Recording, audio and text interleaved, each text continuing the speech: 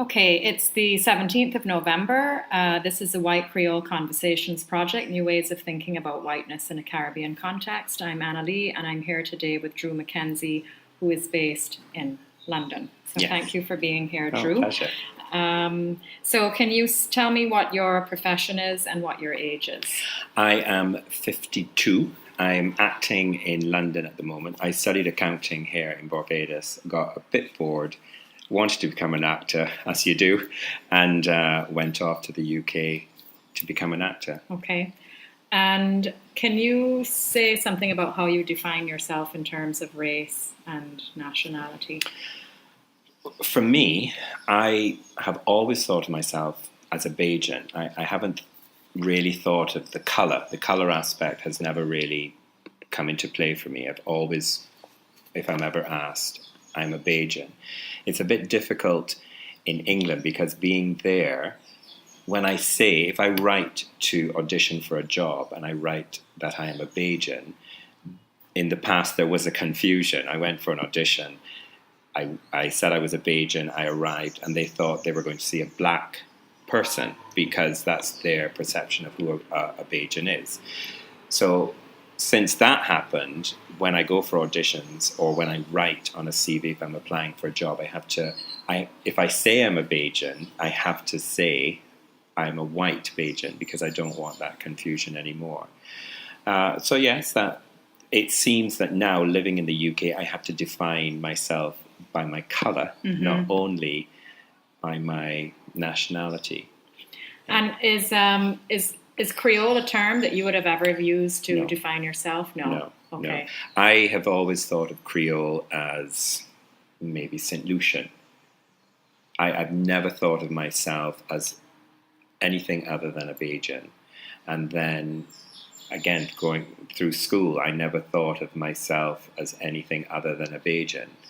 I realized that I was in a minority when I went to secondary school. I went to Harrison College, and in my class, first year, there were 25 of us, and there were 3 white boys in the class, and that's the first time that I really thought, oh gosh, there are not very many of us. I think there were a couple of other white guys in the other classes in that first group, but in my class there were 3. One was a Guyanese who was living in Barbados. The other was an English guy whose father had moved out to Barbados, so he was in my class, and myself. So was that different to your primary school experience? Yes, because I went to the convent. My mother is Catholic. We were brought up as Catholics, and I went to the Ursuline convent as a child. And I don't remember there being... I don't think I ever really thought of colour, but maybe the reason I didn't was because I don't remember seeing people that I thought were different to me. It just never really occurred to me. And I was thinking back today before I came here, and I was thinking, well, was the convent predominantly white? No, it might have been because it was a fee-paying school. Right. So maybe in the 1960s, the only people that could afford to send their child to the Ursuline convent were people of a certain class. My parents are sort of middle management and Catholic, so we went to the convent, my sister and I. And then I left there to go to a private school before I sat my 11 plus to go to secondary school.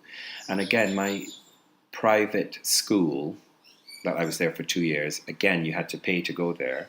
And I don't remember there being or feeling, oh gosh, I am white and there are lots of children around me that are a different colour. It just never really occurred to me. But then when you went to secondary school Yeah, and absolutely. it happened, how did that make a shift in terms of your social life or how you saw yourself? It was a few years ago. It was a long time ago. So I'm trying to... I honestly can't think if it made a huge difference. I remember when I went to Harrison College, we had to sit in alphabetical order in the class. So I had to sit... I'm Andrew McKenzie, And the guy that sat next to me was Adrian Linton. And Adrian was a black guy. It just never occurred to me. It was just, this is Adrian Linton, and he is going to be sitting. It was two people to a desk or something like that, and you shared a desk. Oh, you shared a desk. Yeah. So we had the two desks that it was one desk split in two people sitting at it, and Adrian was the guy who sat with me.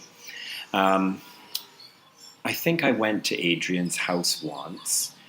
There was another guy who lived on the East Coast, and I think I went to his house once.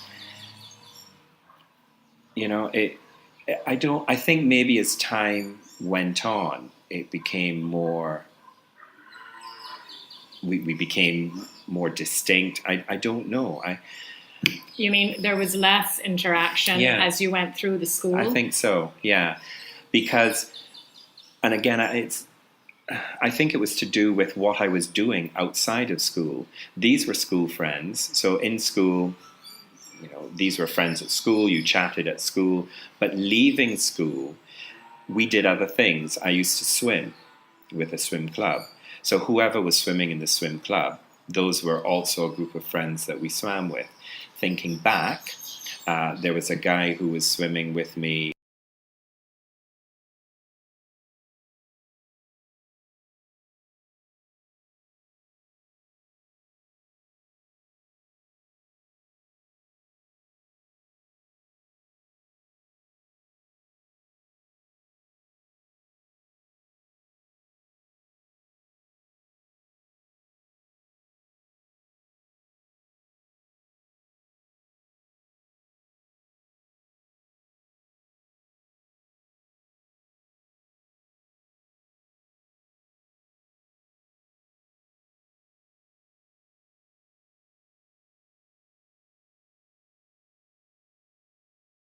He was black. The guy that swam with me was black. We had friends who were in the club who were black. It didn't occur to me that these people were any different to me. These were my friends who swam with me. And then a little later on, maybe when I was 14 or 15, I started horse riding. The people I rode horses with were, again, my horse riding friends. The swimming, we had friends who were black. With the horse riding, less so. Mm-hmm. Because, again, it's a sport that you have to pay for. And maybe that was what made things difficult. Mm-hmm. And, again, this was back in the 70s. So I think a lot of that's probably changed now. Would you say that you grew up in a family that spoke about race at all? Was that something, would you have inherited ideas about your understanding of who you were as a white Barbadian, or did you discuss race? I don't remember race being discussed as a topic. My mum is Trinidadian. My mum's dad went to Trinidad from Madeira. So my mum's dad, my grandfather on my mother's side, is Portuguese, in effect. My mum's mum was from Suriname, but she was also Portuguese, and she went to Trinidad. So my mum, she's Trinidadian, but she is, in effect, Portuguese. That's her heritage. So with regards to my dad, the Bajan, my dad, we never really talked very much about race. My dad's dad had died by the time I was born. My mum's dad had died as well, so I didn't know either of the grandfathers. I knew my grandmother on my mum's side. I remember once that we were talking about. I don't know how it came up, but we were talking about my dad's family. And my dad's a white Bajan, but on his mum's side, there's clearly a mix of some kind. And we could never I still don't know the story completely, because it's something it's not people didn't want to discuss it. It just was, we talked about it, and then I think I forgot, because it's not important to me. It doesn't matter to me that I think on my dad's mum's side, my dad's grandmother, her parents, one was black and one was white. That's just how it is, and it never really was an issue for me, and it's not something that we've ever really discussed further, you know. Okay. Would you say that, has there ever been any sense of kind of internal conflict growing up in Barbados about your sense of who you are in relation to race? Or, I mean, it doesn't sound like it from a lot of what you're saying, but it wasn't, so there wasn't like a consciousness about being white or part of a minority in a way that there was a sense of conflict around that. I don't think for me personally, and I don't know again if it's because of my dad and mum. They are, as I say, they were middle management. We were never, rich Bajans. We never went to the Barbados Yacht Club. We were never members of the Barbados Yacht Club. So there were a group of friends. I had a group of white friends, and that was sort of the circle that they moved in. They were wealthier than my parents. So I don't know if that means that they felt it more. If they were wealthy, then Bajans would be looking at them and saying, there's a wealthy minority. I never felt like that, because where my mum worked at the bank, my dad worked at the airport, there were people who worked with them who were their peers, who some were white and some were black. So it never, for me, I never felt that. I don't think I ever felt like I was in a minority. Now, I was looking at your questions, and there was something, I can't remember, I was very quickly scanning it, and there are things that have happened to me, I don't think because I am white. I think it was because of the situation I was in. For instance, when my mum and dad, when I was, I think maybe 15 or 16, they were with some friends and they invested in a nightclub. And we used to go and work at this nightclub. So on a Friday night, I would be at the door taking money from people coming in. I think maybe 15 or 16. But of course, one night I was the bouncer at the door. Now, there's no way that, a little 15 or 16-year-old boy of any color should be a bouncer at a door. But it was, the family business. They were working with some other friends. They invested in this nightclub. Why don't we go and work on a weekend and, keep the kids busy? So I'm at this door as a bouncer, and a guy wanted to come in who didn't want to pay. And of course, I have to try and stop him coming in. And it wasn't particularly pleasant, It just so happened he was a black guy. I don't think it made any difference. It could have been any guy. Living in England now, you see, or one sees, lots of white people, because it's a predominantly white country, who do things that this black guy would have done. So you see white people at bars, pushing to get in a bar, or being naughty, or so it's no different. So I don't. So that was something that happened, which I don't think happened because I was white. I think it was just a case he wanted to get into the bar, and I was blocking the door, and I was a little 15-year-old boy. And there was only one other thing that happened, which I haven't said to. I don't think I've ever told anyone. I may have told. I don't even think I told my parents. But one day I was walking from Harrison College. I had to walk to my mum's bank, and this guy walked towards me, and he grabbed me. Now, he was black. I don't think he grabbed me because I was white. I think the reason he grabbed me was because he was not well. Clearly the guy was a bit mentally unstable. He saw someone walking, and he grabbed me pretty hard. And it was very scary. He laughed and he walked away. But I don't think it was because of the color of my skin. Okay. Can you talk about what makes you feel that I know you're based in the UK and you have been for some time, but can you talk about what makes you feel that you either belong or don't belong to Barbadian society? it's so difficult when you live in a different country. But I was born here. I grew up here. I went to school in Canada. I went to university for 4 years, but it was always away for 8 months, back home for summer. It's really difficult, having lived in Barbados for 36 years, that's when my wife and I moved to the UK, to kind of forget that part of you. You know, I think it's a great island. I love the place. I have had nothing but great times here.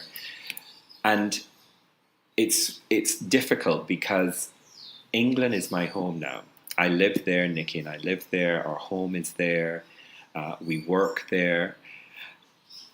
So in a way, coming back to Barbados sort of feels like, well, we come back here on holiday, but it feels not quite like home, but it is home. It's the strangest thing. It's so difficult to describe.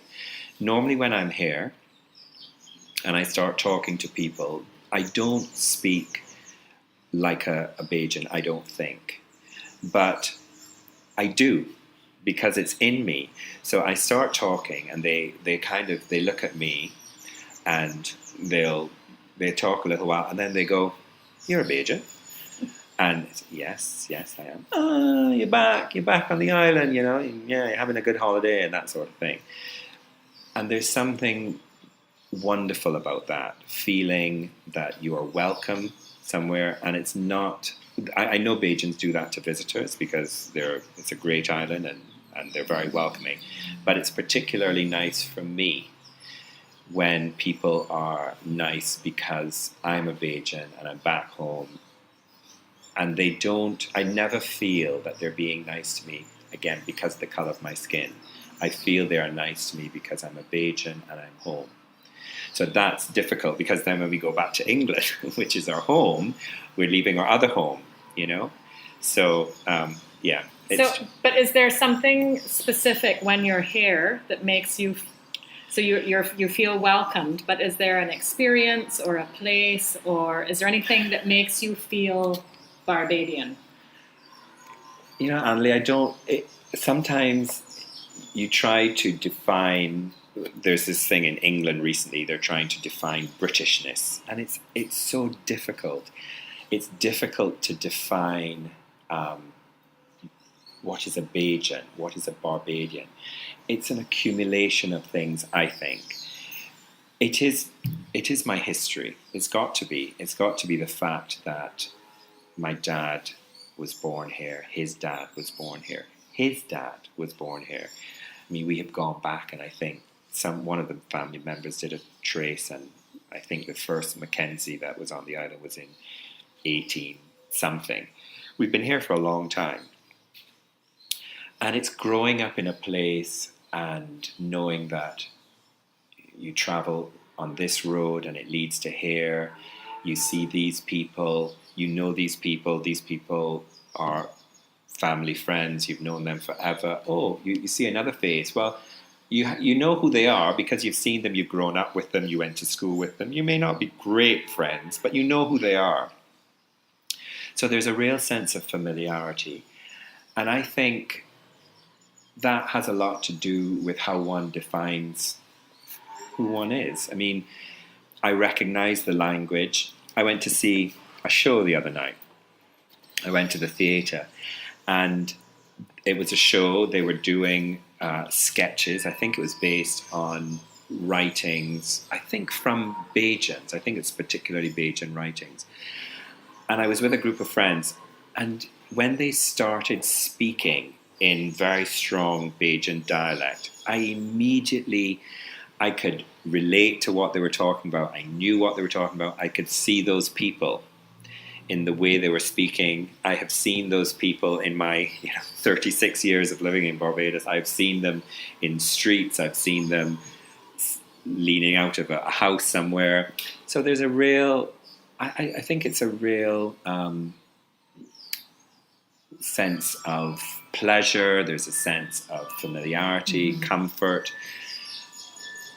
And so what makes me a Bajan, or what defines me as a Bajan, is such a hard thing to pin down, but it's almost like the island of Barbados and all of its people and everything that we do here, because I have been part of that, and I grew up here for 36 years, and I come back as often as I can.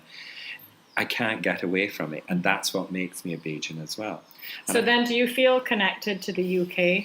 And is there? Do you imagine that your experience there might be?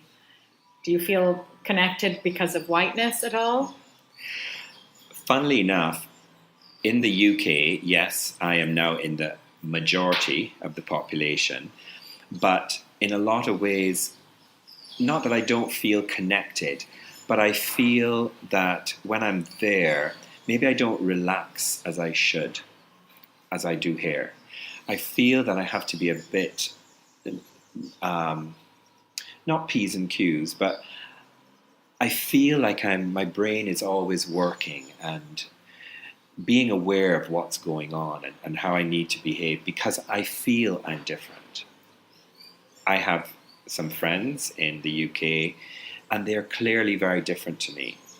They're guys, they're white guys, but their experience of growing up, they're a couple of years younger than me. I seem to be the oldest in the group, but the guys are. It's just their way of thinking, the way they've been brought up, the way they respond to things happening around them, whether it's a world event, whether it's a local event.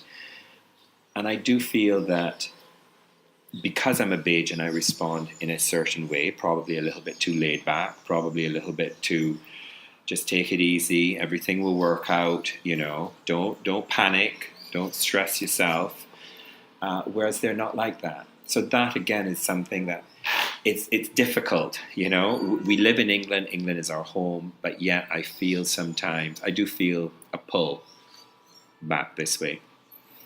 Can you remember if you ever had a difficult conversation about race? Well, in the UK, we were at a dinner party a couple years ago now, and someone made a joke. Now, it was probably an off-colour joke, if you want to call it that, but I don't think it was meant as an offence. It was just people making silly talk. I don't think any of the people who were there at the dinner party are racist. I think the people who are there like to provoke, they like to be silly, they'd had a couple of drinks, and they had made a joke.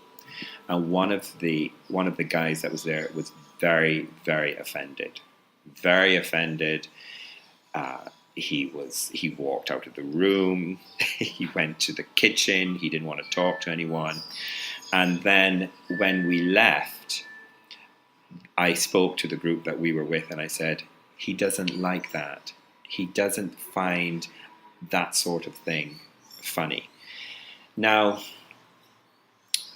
it's difficult. We live in an age now where you have to be so careful about what you say, because certain things are deemed not politically correct. And sometimes people say things that are probably not politically correct, but again, I don't think they're saying it to be offensive or be mean. It's just things that people say. I believe that. I could be completely wrong. And again, I'm saying this because the people who I know who this thing came up with, they're not bad people. They said a joke. It was meant to shock, and but this guy was not happy.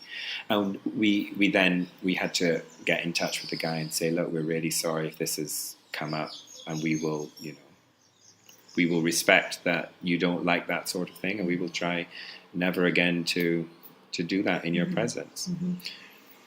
Mm-hmm. Would you say that you've crossed boundaries in terms of race or class, in terms of like being open to loving or, having a close relationship with someone of another race, or if someone in a friend or family was engaged with somebody with another race? Is that? That, for me personally, no. I have had many friends who are black, but I have never, me personally, I have never had a sexual relationship with a black woman. Now, again, it's not something that I have really thought about. It's a case of, so I just assume that it hasn't happened because I wasn't attracted to, for instance, there was one friend of mine who we spent a lot of time together, but nothing ever really happened. And it did worry me. I did think about it because later, I never thought about it at the time, but later I did think, God, well, does that mean that, am I racist? Does it mean because nothing happened with this friend of mine, does it mean that I'm racist? And again, maybe someone else might say to me, yes, Andrew, you are. I don't think I am. I just think that person was my friend and I didn't want to have a sexual relationship with them. So that's me personally. We have friends. When we left the island, we had a group of friends who it was so funny, they were all kind of multiracial. We had a Finnish guy who was married to a black Bajan girl. We had a black Bajan guy married to, I think she was white. She was either English or Scottish. There was a white Finnish woman married to a black Bajan guy. And we just all hung out together. And it just was the way it was. Mm-hmm. It was never an issue of wanting to be with one group versus another. We hung out with these people because we liked them. Mm-hmm. We had a lot of fun with them. That was why. It's as simple as that. Okay. So have you ever been aware of the experience of privilege? Like, do you feel that you've experienced privilege as a result of being white? I don't know if it was because of being white. I feel that I've had a very privileged, wonderful life because my mum and my dad worked very, very hard. My mum, because she worked in the bank, she was able at the time to get a preferential staff rate, was what she called it. My dad worked at the airlines. Because of that, he was able to get a reduced fare it was British Airways. He used to get a discount. So my mum used to get a certain number of holidays every year, but if she took less and sort of carried forward a period of some of her holidays, she would get every, say, 3 years long leave. And we would go away. We would get on a plane and go away. My mum has a sister living in England. We would get on a plane and fly to England. We would go to Miami. We went to Disney World. As a child, I thought I was very privileged. Now, it wasn't a case of if I wanted a bicycle that my mother and father went out and bought me a bicycle, I had to wait for Christmas or a birthday. I don't think it was colour, but maybe it was. I don't know. I don't know if at that time, when my mum and dad were working, if because of their colour, they were given a job that allowed them then to progress, and then they were able to do well for us. I don't know. I know that my mum worked hard, my dad worked hard, my mum managed our money as best as she could. She tried to give us what she could. We weren't allowed to get everything we wanted. And, they saved their money, they built a house, so they have their own home, which means the world to them. Mm-hmm. I know now, when I was finishing university, working with an accounting firm in Barbados, there were a lot of black people working with me in the accounting firm. They were no different to me. They were getting the same salary that I was getting. So in terms of now, other 53-year-old Bajans, accountants, the lawyers, the doctors, the dentists, who were sort of with me when I was coming through school, we were the ones who were being pushed into the professions. I'm sure they're all actually, they're probably doing better than me because I don't make any money as an actor. So, yeah, I don't. Yeah, so I don't think me personally, and again, I don't know if it's because my mum and dad were not the upper class white people. Mm-hmm. You know, we were middle class. Right. Okay. And maybe we'll close with, I don't know, do you have anything that's funny or any humorous experiences that relate to being white? Have you ever, has there been anything around whiteness that's been funny? I can tell you that story about the audition. Okay, yeah. So when I just got to England, I decided I was going to be this actor and I was going to just make it huge. And of course, that hasn't happened. But anyway, so I went for this audition. I saw this audition. I sent off a photo and a CV. They got back in touch. Yes, we'd like to meet you. I thought, great, I'm going to go to this audition. So I go and I walked into the room and there was sort of like this stunned silence as everyone looked to me. And then, so they said, are you Drew McKenzie? Yes, I'm Drew McKenzie. But it says here on your CV that you're from Barbados. I said, yes, I'm from Barbados. They said, oh, but you're not black. I said, no, I'm white. I'm a white Bajan. Oh, well, we saw that you were from Barbados, so we assumed you were black. I said, well, no, I'm a white Bajan. I did send a photo with my CV. Oh, yes, we saw the photo, but we thought you just edited it and touched it up a little bit. I said, no, that's me. Oh, well, you see, the problem is, because you were from Barbados and we thought you were black, we were going to put you up for the role of Martin Luther King in our production, which clearly you can't do because you're not black. I said, no, that's true. They said, but however, why don't you still sing the song that you're going to sing for us, and then be on your way. So I did, and clearly I didn't get that job. But, right? Yeah. Okay. Is there anything else? No, it's just nice doing this and talking and and being a Bajan with another Bajan. Good. Okay. Thank you very much. That was great. Okay.